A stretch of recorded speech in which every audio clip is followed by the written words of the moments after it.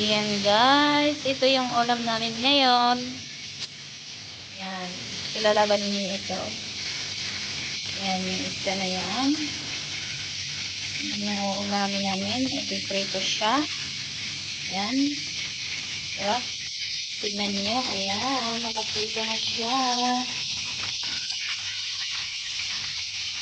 Akala ko nga guys, magbukas ha.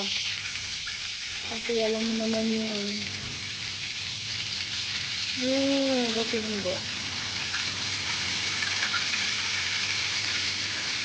Mabilis itong magbuhag-hag itong isda na to. Maghihiwala yung laman niya. Buti hindi naghihiwalay. Yan siya guys. May na marinig dyan. Nakamarinig natin. Para masarap. Ayan yung marinig na. May mga ahas. Yan. Binili ko siya nakamarinig na. Ayan guys. Ayan na naman. Ang ulam namin.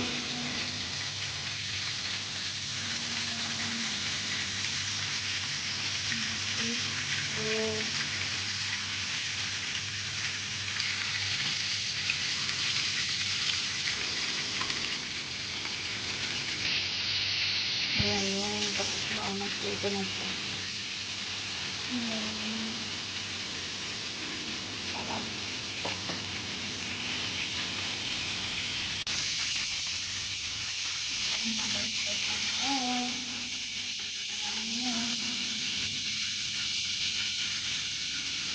Kailangan talaga pagkatalang ito guys.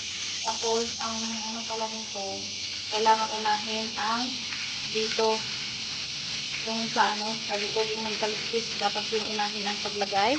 Tapos, saka na yung, ipauli na yung nasa ano, yung sa natulad na ganito. Dapat uli na to.